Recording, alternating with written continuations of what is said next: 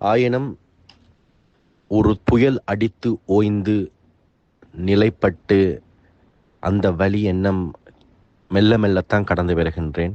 இப்போது மீண்டும் வள்ளலாரையும் அன்பு அருட்பெருஞ்சோதி ஆண்டவரையும் மீண்டும் தேடுதல் தொடங்கி என் எண்ணங்கள் மெல்ல மெல்ல ஆங்கேயே உள்ளே எனக்குள் வருந்தி கொண்டிருக்கின்றன. உண்மையிலேயே அட்டம சனி என்றது இருக்கின்றதா ஐயா? பிகாஸ் அந்த டைம் தொடங்கினால இருந்து என்னை போட்டு ஆட்டி படைத்து என்னுடைய ஆன்மீகத்தை விட்டு தூரமாக போக வைத்து தேவையில்லாத பிரச்சனைகளுக்குள்ள எல்லாம் என்னை இழுத்து விட்டு என் உறவு வழிகளிடம் மனக்கசப்பை ஏற்படுத்தி எண்ணற்ற பிரச்சனைகளை உருவாக்கி நித்திரையில்லாத வேலையை கொடுத்து தினமும் கஷ்டப்பட என்னை முறுக்கடிக்க வச்ச வேலையை கொடுத்து வேலையில் பிரச்சனை, வீட்டில் பிரச்சனை, குடும்பத்தில் பிரச்சனை, சுற்று நண்பர்கள் மீது பிரச்சனை என்று என்னை ஒரு வாரி வழங்கிவிட்டது ஐயா. இதுக்கு உண்மையாவே இந்த சாத்திரங்கள் என்பது உண்மையா? குடும்ப தேவை என்னுடைய விருப்பம் என்றதுக்கிணங்க எனக்கு அடுத்த ஒரு மேல்நிலை தொழிலை நான் எடுத்ததன் காரணமாக என் வாழ்க்கை சுழன்று பிரச்சனைக்குள் தள்ளிவிட்டது. உண்மையில் ஒவ்வொரு கிரகங்களும் அதனுடைய ஆதிபத்தியங்களையும் காரகத்துவங்களையும் அதனுடைய செயல்பாடுகளையும் அந்த நிலையில் கொடுக்குமா? எல்லாவற்றால் இறைநிலையை எவ்வளவு பிரச்சனையாக வந்தாலும் வள்ளல் பெருமானையும் அருட்பெருஞ்சோதி ஆண்டவரையும் இறுக கட்டி அணைத்தா இதுகள் ஒன்று கூட செய்யாமல் விடுமா? எந்த நிலை என்னை விட்டு ஆன்மீகத்தை விட்டு 1.5 வருஷம் ரொம்ப தூரமாக சென்று என்னை வேறு நிலைக்கு மாற்றி விட்டது என்பது எனக்கு புரியவில்லை ஐயா. நான் கெட்டவன் என்பதும் இல்லை. ஆனால் இப்போது மீண்டும் நீந்தி கரையை வந்து ஒரு மலையின் குன்றில் மெல்ல மெல்லவாக நகர்ந்து சென்று கொண்டிருக்கின்றேன் ஐயா. இதற்கு நீங்கள் தான் ஐயா ஒரு வழிகாட்டுதல் எல்லாட்டிக்கு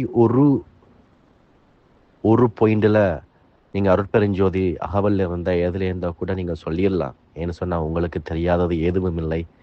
நன்றி ஐயா, நன்றி ஐயா.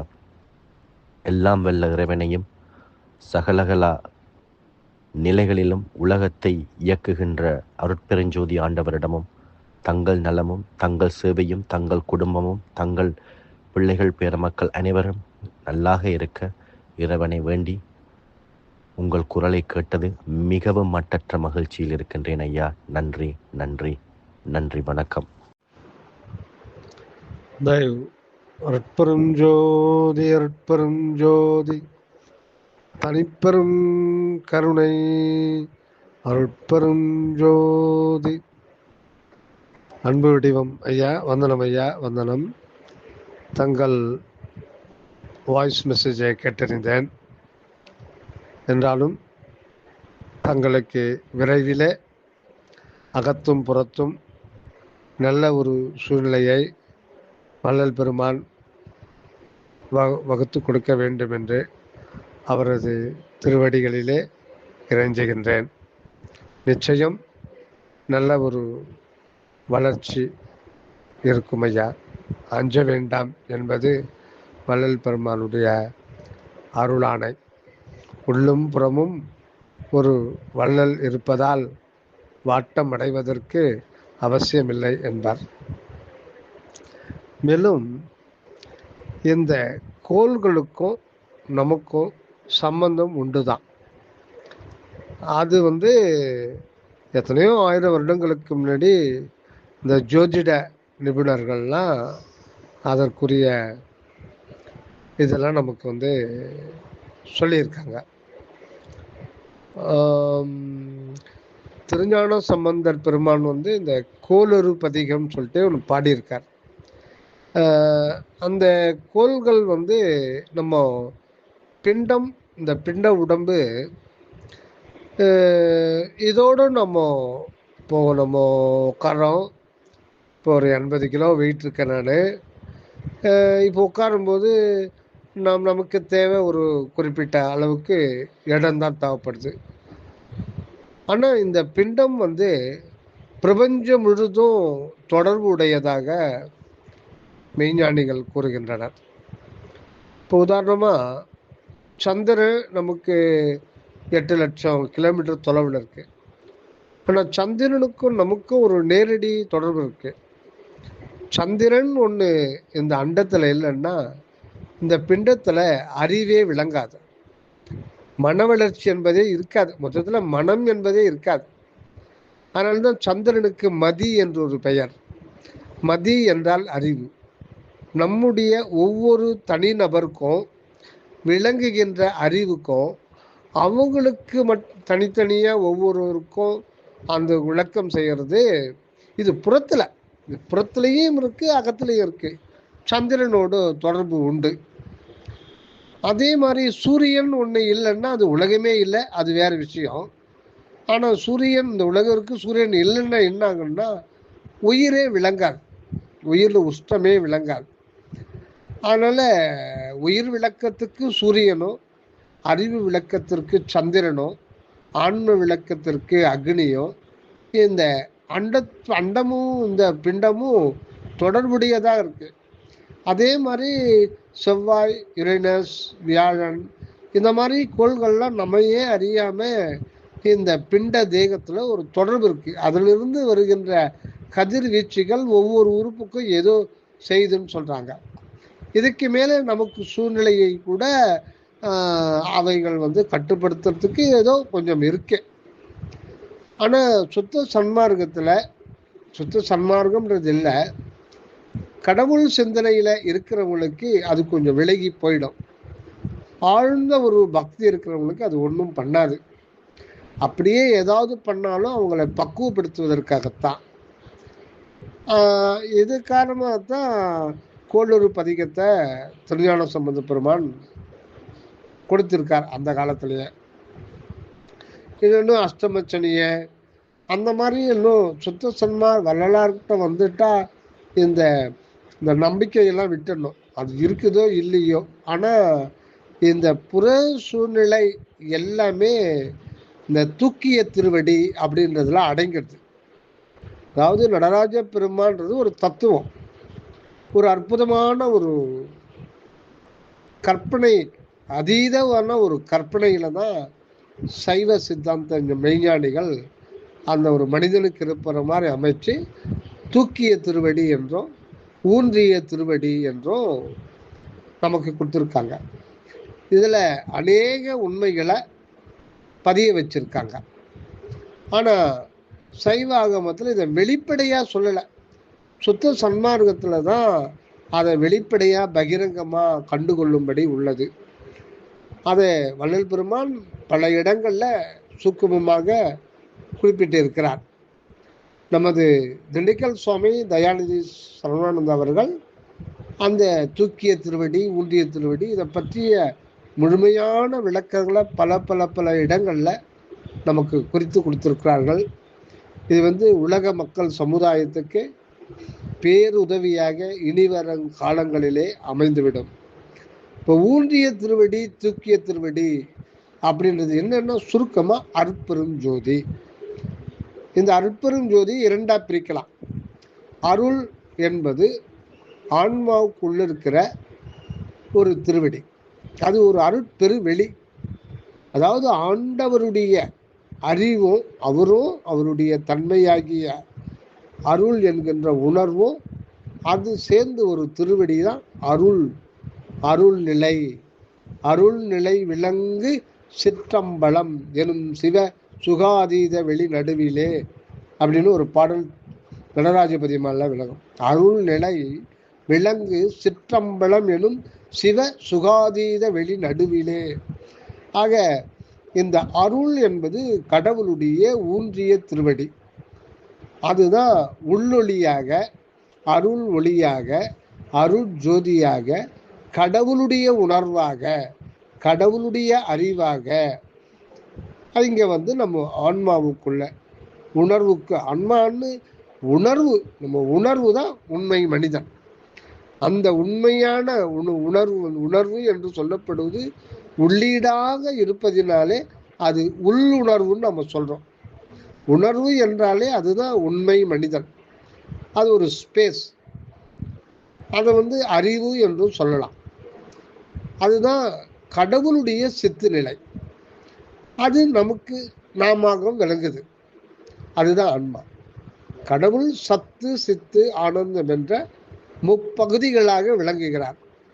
சத்து பொருள் அகண்டாகாச வான் பெருவெளி மற்றும் அன்பு இருப்பாக அன்பு வெளியாக இருப்பது. அது வாழ்வு அனுபவத்திற்காக நம் தலைக்கு நடுவில் உள்ளொளியாக எழுந்தருளி உள்ளது. இதுவும் அனாதி காலம். இதுதான் சிற்ஜோதி என்று சொல்லப்படுவது. இதுதான் வள்ளல் பெருமான் இந்த சிற்ஜோதியின் இயல் உரு ஆதி அந்தம் என்றருளிய அற்பெரும் ஜோதி.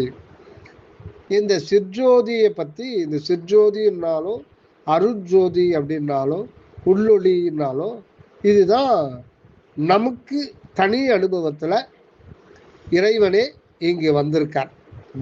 வாழ்வு நிலைக்கு வந்திருக்கார். அதுக்கு பேர் தான் சிற்ஜோதி. சித்து பிளஸ் ஜோதி சிற்ஜோதி, அருட்ஜோதி, உள்ளொளி. இந்த உள்ளொளியை பற்றி சொல்லும்போது இதனுடைய இயல், இதனுடைய உரு, அதை பற்றி தான் இந்த வரிகளை சொல்றார். இந்த சிற்ஜோதியின் இயல் உரு ஆதி அந்தம் என்றருடைய அற்பெரும் ஜோதி. இயல் அப்படின்னா என்ன, உரு அப்படின்னா என்ன, அது ஆதி அந்தம் என்றார். இயல் என்பது ஆதியா இருக்கிறது, உரு என்பது அந்தமாக இருக்கிறது. ஒரு மனிதனை பார்க்குறோம். இதையெல்லாம் திண்டுக்கல் சுவாமி சர்வானந்த அவர்கள் மூலமாக தான் நாம் அறிய முடிகிறது. அவருடைய தனிப்பெரும் தயவினாலே, அனக உரையினாலே நம்ம இதெல்லாம் தெரிந்து கொள்ள முடிகிறதுக்கு இறைவனே அருள் புரிந்திருக்கிறார். ஆக இந்த சிற்ஜோதி என்றது கண்ணால பார்க்க முடியாது. சித்துன்னா அறிவு. அந்த அறிவு என்பது கடவுளுடைய அறிவாகினால அது அருள், அருள் என்றும் சொல்லலாம். சித்து என்பதுதான் கடவுளுடைய அருள் தான் சித்தாக இருக்கிறது. சத்தாகி சித்தாகி இன்பமாகி அப்படின்னுவார்.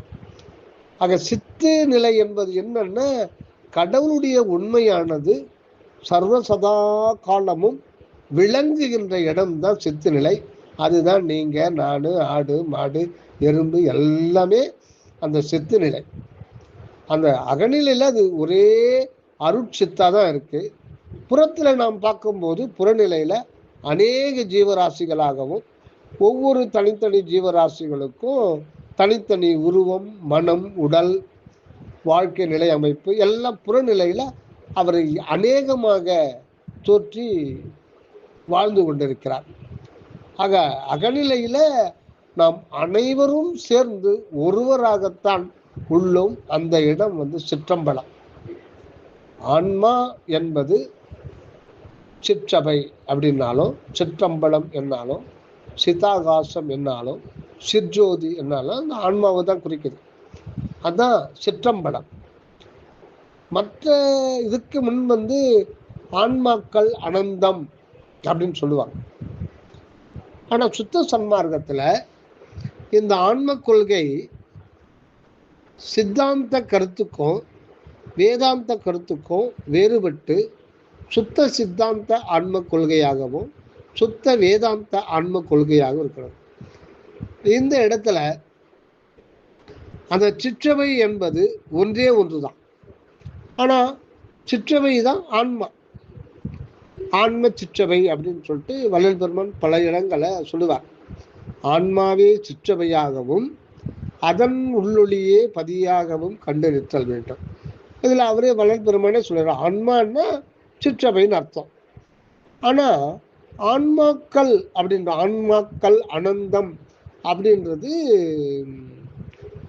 பழைய சமய மத மார்க்கத்தினுடைய ஆன்ம கொள்கைகள், வேதாந்தம் சித்தாந்தம் அப்படிதான். ஆனால் சுத்த சன்மார்க்கத்தில் உண்மை வேறு விதமாக விளங்குகிறது என்கின்றார் வள்ளல் பெருமான், அவர் வழித்தோன்றலாகிய சுவாமி சர்வானந்தவர். அந்த ஆன்மா அருட்ஜோதி என்றார். ஆன்மாவை வள்ளல் பெருமான் அருட்ஜோதி என்கின்றார். அதைத்தான் கடவுளான்மா என்கின்றார் சுவாமி சர்வானந்த அவர்கள். அந்த கடவுளான்மா என்பது ஒன்றே ஒன்றுதான். அதுதான் சிற்றபையாகவும் சிற்றபை மையத்தில் இருக்கிற உள்ளொளியாகவும் இருக்கு. அது ஒன்றே ஒன்றுதான். அது ஏக அனுபவத்தில் தான் இருக்கு. ஆனால் அது புறத்தில் விகசிக்கும் பொழுது, அகம் அகப்புறம், புறம் புறப்புறம் என்று விகசிக்கும் போது, அது புறத்தில் எண்ணற்ற கோடி கோடி ஜீவராசிகளாக இருக்கிறது. ஆனால் ஆன்ம அகநிலையில் உள்ள போனால் அது கடவுள் ஆன்மாவாக, அருள் ஜோதியாக, ஏக அனுபவத்தில் தான் விளங்குது. ஆக கடவுள் ஆன்மா என்பது ஒன்று தான். இதுக்கு சைவ ஆகமமே சாட்சி சொல்லிடுது. என்னன்னா, ஆன்மா தான் சிற்றவை. ஆனால் ஆன்மாக்கள் அப்படின்னு சொல்கிறோம். ஆண்டவர் ஒருவர், ஆன்மாக்கள் அனந்தம். ஆன்மா தான் சிற்றவைன்னு சொல்லும் பொழுது, சிற்றவைகள் அப்படின்னு சொல்கிறோமா, சிற்றம்பலங்கள் அப்படின்னு சொல்கிறோமான்னா சொல்ல முடியாது. இப்போ தேவாரம் திருவாசகம் பாடுகின்ற சைவ பெருமக்கள் அந்த பஜனையை ஆரம்பிக்கும் பொழுது சிற்றம்பலம் அப்படின்வாங்க. ஆன்மா தான் சிற்றம்பலம் அப்படின்னும் போது சிற்றம்பலங்கள் அப்படின்னு சொல்லாமல்ல. இல்லை, இந்த சபைன்றது ஒன்று தான். ஆனால் அந்த இடத்துல போகும்பொழுது ஏக தான் ஒரே கடவுள் ஆன்மா தான் புறநிலையில் உலகியல்ல வருகின்ற பொழுது அது அநேக ஜீவர்களாக இருக்கிறது. ஜீவர்கள் நிலையில் வரும்போது அநேகமாகவும் அந்த ஒன்றான ஏக பரமான்மா தான் கடவுள் ஆன்மாவாக இருக்கிறது. ஆக இந்த நிலையில தான் அந்த அணுநிலை, அருட்ஜோதி என்கின்ற அணுநிலை, அந்த இடத்துல போயிட்டாக்கா ஒரே ஒரு ஏக அனுபவம் தான் இருக்கும். அந்த நிலைக்கு போனவர் தான் வள்ளல் பெருமான். அந்த நிலையில தான் அவருக்கு அருட்ஜோதி கிடைக்குது. அதுதான் தன் கையில் பிடித்த தனி அருட்ஜோதியை என் கையில் கொடுத்த என் தனி தந்தை என்றார். அந்த அருட்ஜோதி அனுபவம் அவருக்கு கிடைச்சது. ஆனால் எப்பவோ அது இருக்கு. அந்த அருட்ஜோதி என்பது புதிதாக யாரும் பெற்றுக்கொள்வது அல்ல. அது என்றென்றும் என்றென்றும் அநாதிகாலமாக இருந்து கொண்டு இருப்பது தான். இப்பவும் அதுதான் இருக்குது. நாம் அறிந்தாலும் அறியாவிட்டாலும் மறுத்தாலும் ஏற்றுக்கொண்டாலும் எல்லாம் மனம் சம்பந்தப்பட்டது தான். ஆக நாம் இரட்டை வாழ்வுக்கு உட்பட்டு மேல்நிலையில் நாம் அறியாத போதும் அதுவாகத்தான் இருந்து கொண்டுகிறோம் என்பதுதான் ஏற்றுக்கொள்ள முடியாத உண்மை ரகசியமாக இருக்கிறது என்கின்றார் தயாநிதி சுவாமி சரணானந்தா. ஆனால் இந்த பக்கத்தில் நாம் சூழ்நிலையில் சிக்கிக்கிட்டு பல வகையான மாயா இன்பத் துன்பத்தில் உழன்று கொண்டிருக்கின்ற இந்த நேரத்தில் கூட அறியப்படாது மேல்நிலையில் அந்த கடவுள் ஆன்மாவாக அருட்ஜோதியாக இருந்து கொண்டுதான் இருக்கிறோம் என்பதுதான் இதுவரையில் வெளியே வரப்படாத ரகசியம்.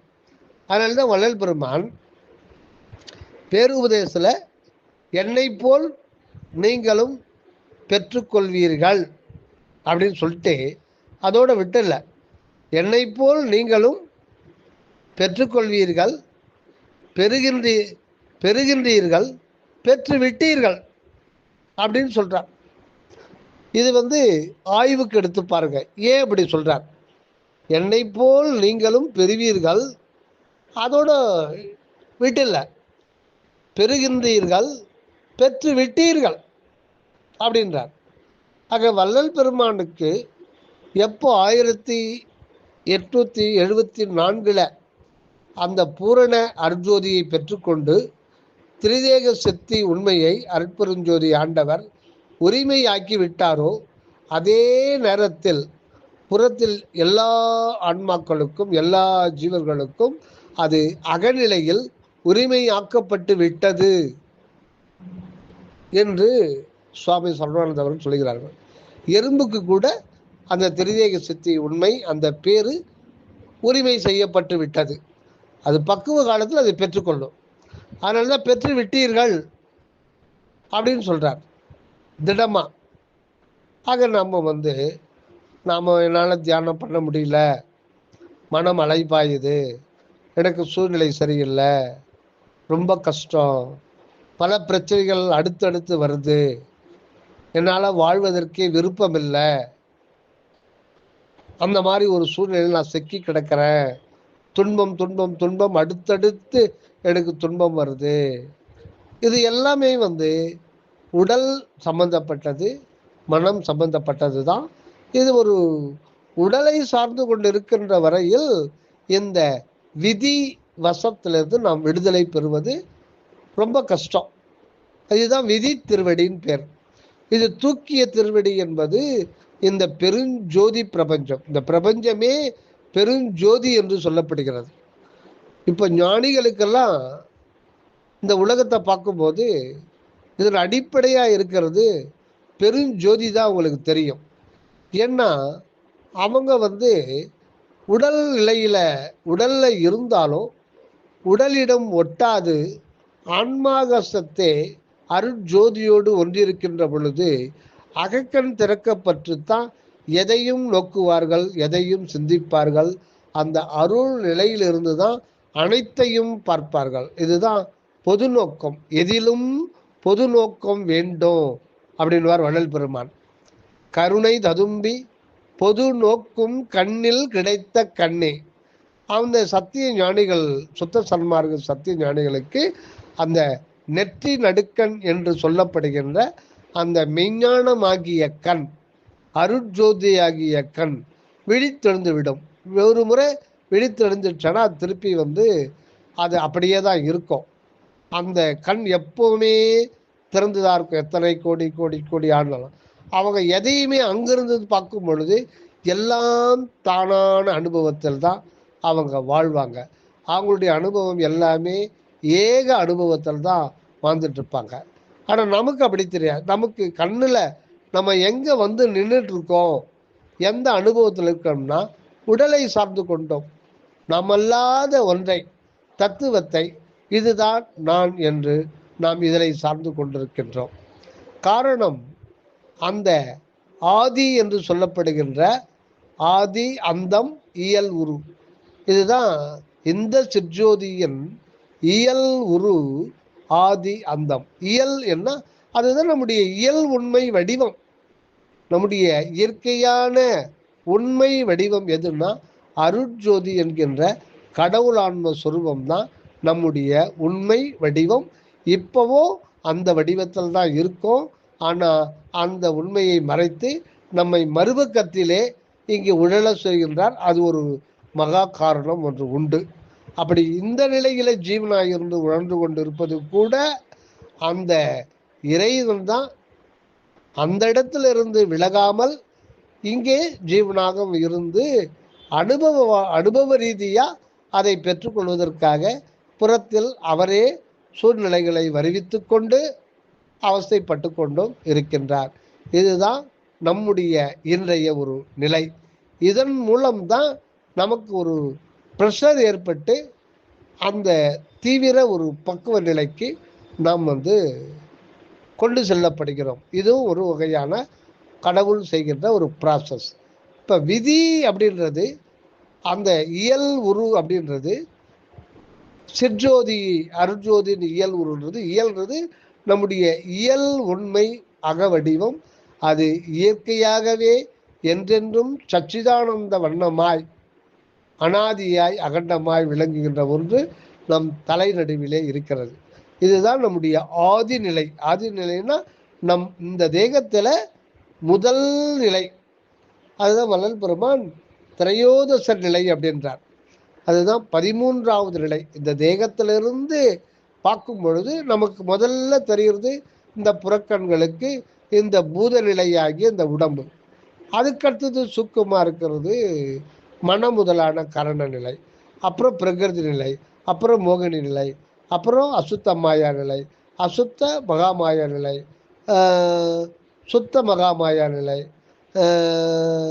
அப்படியே போயிட்டே இருக்கும். சர்வ மகாமாயா நிலை, பிரணவ நிலை, குண்டல் நிலை, பிரணவ நிலை, பரிகிரக நிலை. 13வது நிலை தான் திருவருள் நிலை. அந்த நிலையிலிருந்து தான் மற்ற 12 நிலைகளும் விளக்கமடைகின்றன. கடைசி நிலையில விளங்குறது தான் இந்த பூத நிலையாகிய உருவத் தோற்றம். இது கடைநிலை தோற்றம். அந்த இயல் உண்மை வடிவத்தினுடைய கடைசியில் இருக்கிற ஒரு இது தோற்றம் மாத்திரமாக இருக்கிற இது ஒரு அசத்து நிலை. இது மாத்திரமாக தோற்றத்தை காட்டி கொண்டிருக்கும். இது இந்த பெருஞ்சோதி நிலை சம்பந்தப்பட்டது. இது பிரபஞ்சத்து சம்பந்தப்பட்டது. ஆக இது சூழ்நிலை என்ற சொல்லப்படுகின்ற தூக்கிய திருவடிக்கு உட்படுத்தப்பட்டது.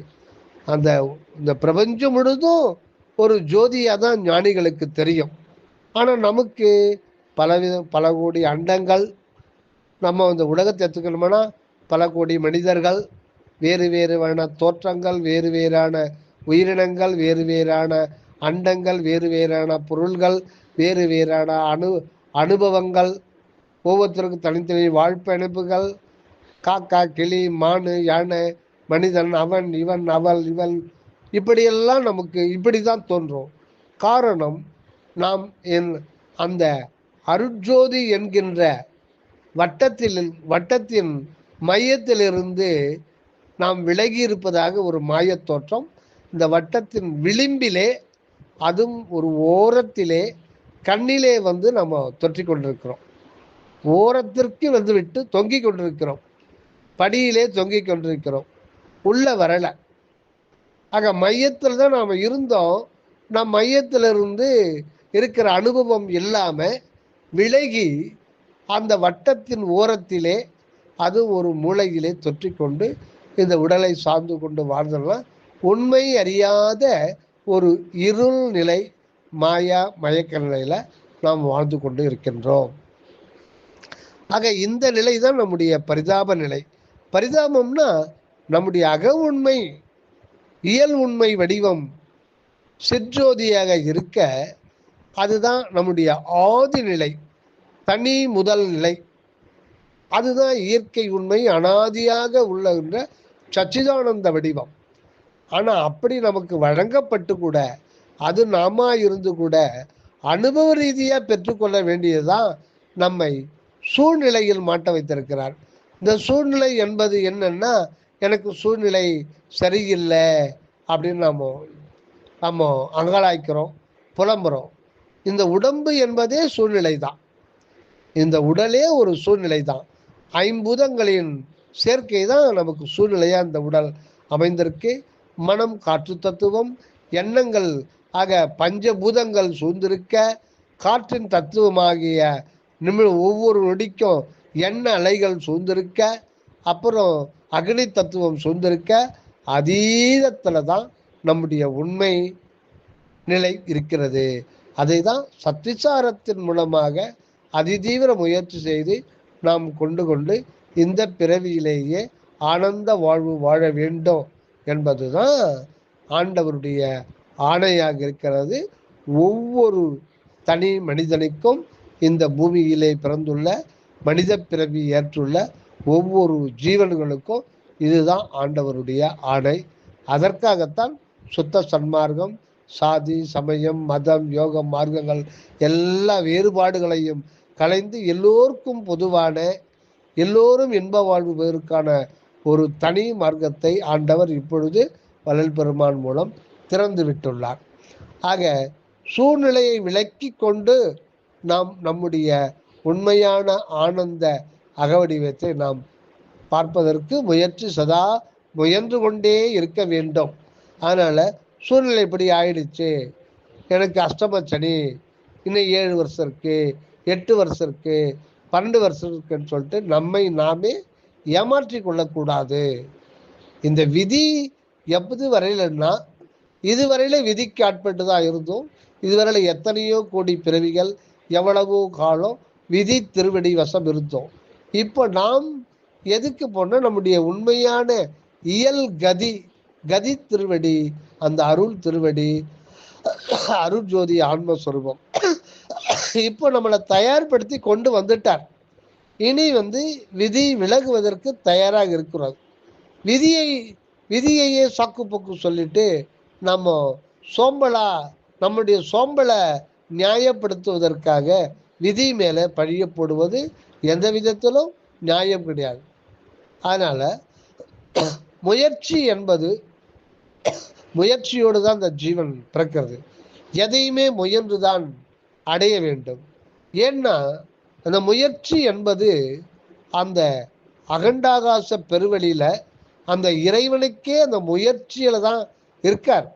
எப்பவும் அனாதியாகவே இறைவனே அந்த முயற்சியில இருக்கிறார். அந்த முயற்சியில இருக்கிறதுனால தான் அந்த அவருடைய முயற்சி நம்ம மாதிரி ஒரு முயற்சி இல்லை. அது தனிப்பெரும் கருணை என்கின்ற உணர்வே முயற்சியாக இருக்கிறது. அங்கிருந்து தான் இந்த பிரபஞ்சம் வெளிப்பட்டது. இந்த பிரபஞ்சம் அனைத்துமே அணுக்களுடைய செறிவு நிலை.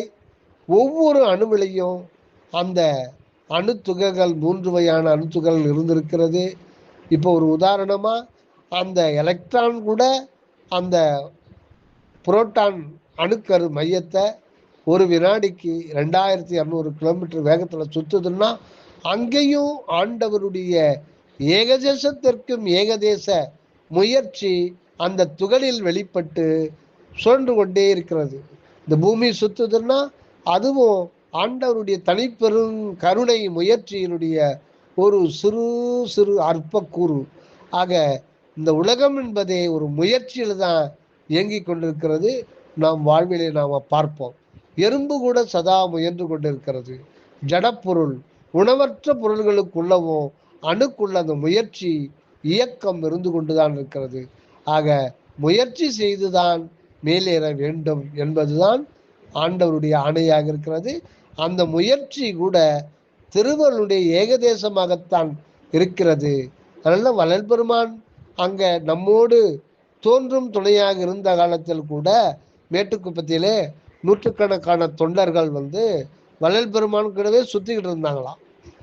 ஆனா புலால் உணவு நிறுத்திட்டு சைவ உணவினர்கள் ஆக்கிட்டு நம்ம பெருமானார் கூட இருந்தாலே போதும், அவரு நமக்கு கொடுக்க வேண்டியதை கொடுத்துருவாரு அப்படின்ட்டு சும்மா சத்விசாரம் பண்றேன்னு சொல்லிட்டு பேசிக்கிட்டு இருப்பாங்க. ஆனா உள்நோக்கிய ஒரு பயணம் தனித்திருந்து அதை ப்ராக்டிஸ் பண்றதில்லை. சுவாமிகளை எவ்வளவோ சொல்லி பார்த்தோம். அவங்க சாமி கூட இருந்தாலே அவர் பார்த்து நமக்கு எல்லாம் கொடுக்க வேண்டியதை கொடுத்துருவார் அப்படின்ற ஒரு திடமான நம்பிக்கையில் இருந்தாங்க. அந்த நம்பிக்கை வீண் போகாது. என்றாலும் அவங்களுடைய சொந்த முயற்சி இருந்தால்தான் இந்த பிறவிலேயே பெற்றுக்கொள்ளக்கூடுமே அன்றி இறைவனையே முழுக்க முழுக்க எதிர்பார்க்கணும்னா அது மேற்கொண்டு சில பிறவிகள் ஆகிவிடும். அந்த பிறவியில கூட உங்களுடைய சுய அனுபவத்தில் சுய முயற்சியில தான் நாம் மேலேற வேண்டுமே தவிர வள்ளல் பெருமான் புறத்திலிருந்து ஓரளவுக்கு தான் கொடுக்க முடியும். ஆக அந்த இறைவனே நம்முடைய முயற்சியாகவும் இருக்கிறதுனால நாம் அதை பயன்படுத்தி கொண்டு நாம் மேலேற வேண்டியது தான் நம்முடைய கடமையாக இருக்கிறது. அதனால அப்பவே சொல்லிட்டாங்க, முயற்சி இன்றி இவ்விடம் காத்திருப்பவர்கள் இயற்கை உண்மையாகிய ஆன்மானுபவத்தை பெற்றுக்கொள்ள முடியாது என்று திட்டவட்டமாக கூட்டி அவங்கள அனுப்பிச்சிட்டாங்க. போங்க போங்க, அவங்கவுங்க தனி இருப்பிடத்தை சென்று உலகில் செய்ய வேண்டிய காரியத்தை செய்து கொண்டே உண்மையை பற்றி கொண்டு இந்த உலகியலில் வாழுங்கள் அப்படின்னு சொல்லிட்டு அனுப்பிச்சி வச்சாங்களாம். இது பதிவில் இருக்கு. அதனால முயற்சியின்றி இவ்விடம் காத்திருப்பவர்கள் இயற்கை உண்மையாகி ஆன்மா அனுபவத்தை பெற்றுக்கொள்ள முடியாது. ஆண்டவர் வருகின்ற பொழுது அந்த அறியாமை திரை ஓரளவு நீங்கி இந்த ஒழுக்கமுடைய புலன் அடக்கமுடைய ஒரு புனிதத்தன்மை பெற்றுக்கொள்ளலாமே ஒழிய முடிவான இயற்கை உண்மையாகிய ஆன்மா அனுபவத்தை பெற்றுக்கொள்வது அவரவர்களுடைய சொந்த முயற்சியில் தான் இருக்கிறது. அப்புறம் அடுத்தடுத்த பிறவிக்கு செலுத்துறதுக்கே ஆண்டவருக்கு நம்ம வழிவிட்டிடக்கூடாது. திருவருளுக்கு இப்ப இருக்கிற பிறவிலேயே நம்ம அதுக்கான முயற்சியை பெற்றுக்கொள்ள வேண்டும். இல்லைன்னா திருவருளானது மரக்கருணை மூலம் திருத்தி மேல்நிலைக்கு செலுத்த வேண்டும். அதுக்கு நம்ம இடம் தரக்கூடாது அப்படின்லாம் வள்ளல் பெரும் சரவணானந்த சுவாமி அவர்கள் சொல்லுவார்கள். ஆக சூழ்நிலையை விளக்கி கொண்டு தான் நம்ம உட்செல்ல வேண்டும்.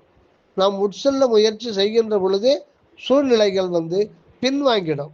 அதனால்தான் ஊழையும் உப்பக்கம் காண்குவர் வினையின் தாழாது உயர்த்துபவர். அதனால நம்ம முயற்சியை கைவிடாது அந்த உண்மையை அறிந்து கொள்ள வேண்டும் என்ற முயற்சியில் இருந்தாலே சூழ்நிலையினுடைய அந்த தாக்கம் சிறிது சிறிதாக குறைந்து செயலற்று போய் அந்த விதி திருவடியானது நமக்கு நன்மை செய்ய ஆரம்பித்து விடும். இதுதான் சுவாமி சரவணானந்த அவர்கள் நமக்கு சொல்வது. அதனால நாளும் கோலும் முயற்சியுடையார்க்கு நன்மையை செய்யுமே ஒழிய தீமை ஒன்றும் செய்யாது என்பது கோட்பாடு. இதில் எந்த ஒரு மாற்றமும் இல்லை. நாம் முன்வந்து விட்டால் திருவருள் 10 மடங்கு உதவி செய்ய ஆரம்பிக்கும். இது சத்தியம் என்கின்றார் தயாநிதி சுவாமி சரவணானந்தா. அற்பெரும் ஜோதி அற்பெரும் ஜோதி தனிப்பெரும் கருணை அற்பெரும் ஜோதி. ஆக உலகில் ஏற்கனவே இருக்கிறது தான் முயற்சி உடையார் இகழ்ச்சி அடையார். முயற்சி திருவினை ஆக்கும் அப்படின்ற ஒரு பழமொழி நம்ம தமிழகத்தில் எத்தனையோ ஆயிரங்களுக்கு முன்னாடி ஏற்பட்டது தான். அந்த முயற்சி திருவினை ஆக்கும்ன்றதுக்கு திண்டுக்கல் சுவாமி சரவணானந்தா ஒரு அற்புதமான ஒரு விளக்கத்தை நமக்கு கொடுக்கிறார். முயற்சி திரு வினை ஆக்கும். திரு என்கின்ற ஒரு நிலை தான் நம்முடைய நிலை. அந்த திரு அப்படின்றது மிக மிக முக்கியமானது. அதனால சிற்றம்பலத்துக்கு பேரு திரு என்கின்றது தான் திருச்சிற்றம்பலம். அந்த நம்ம கடிதங்கள் எழுதும்போது கூட ஒவ்வொருத்தருக்கும் திரு போட்டு தான் நம்ம எழுதுறோம். திரு அருட்பா, திரு வாசகம், திரு மந்திரம், திரு குறள், இப்படி ஊர்கள்லாம் ஏகப்பட்ட ஊர். திரு அண்ணாமலை, திரு காலத்தி, திரு ஒற்றியூர், திரு நின்ற ஊர், திரு வானைக்கா, இப்படி ஆயிரக்கணக்கான பேர்கள் இருக்கு. ஆக இடப்பெயரும் சரி, மனிதனுக்கும் பெயரும் சரி, ஸ்தலங்களுக்கு பெயரும் சரி, நூல்களுக்கும் பெயரும் சரி, அப்புறம் திரு ஞான சம்பந்தர், திருநாவுக்கரசர், இப்படியெல்லாம் திரு அருட்பிரகாச வள்ளலார், இப்படி திரு போடுவதற்கு காரணம் என்பதுதான் திரு விளங்க சிவயோக சித்தி எல்லாம் விளங்க அப்படின்றார். திரு விளங்கு திருத்தில்லை திருச்சிற்றம்பலத்தே திருக்கூத்து விளங்க அப்படின்றார். திருவருட்பா முதல் பாடலே திருவோங்கு புண்ணிய செயலோங்குன்னு தான் ஆரம்பிக்குது. ஆக திரு என்பது தான் திருவருட்பால முதல் சொல்ல ஆரம்பிக்குது. அந்த திருநிலையை நம்முடைய நிலையே திருநிலை தான். அதுக்கு நம்ம குழுவில் ஏற்கனவே திண்டுக்கல் சுவாமி சொன்ன விளக்கத்தை நம்ம ஒரு பதிவை ஏற்கனவே ஓரிரு வருடங்களுக்கு முன்பு யூடியூப்பில் பதிவிட்டிருக்கோம். அதனால் அதை அங்கே பார்த்துக்கலாம். ஆக முயற்சி என்பது மிக மிக முக்கியம். அந்த ஜீவனில் வெளிப்படுகின்ற முயற்சி கூட திருவருளின் ஏகதேசம்தான். ஜீவனில் முயற்சி கூட அட்டாச் பண்ணி தான் நம்ம இந்த பூமிக்கு நாம் வந்திருக்கோம். அதனால தான் இறைவனே இந்த உலக மக்களுக்கு அருட்பெருஞ்சோதி அகவல் மூலம் அருள் உற முயலுக, அருள் உற முயலுக, முயலுக அப்படின்னு இறைவனே முயற்சி செய் என்று சொல்லுகின்றார். ஏனென்றால் அந்த அகண்டாகாசத்தில் இருக்கிற அந்த அன்பு வெளியே தனிப்பெரும் கருணை என்கின்ற முயற்சியில இருந்துதான் இந்த பிரபஞ்சத்தை இயக்கிக் கொண்டே இருக்கிறது. ஆக முயற்சி திரு என்கின்ற நிலையை நமக்கு தந்துவிடும்.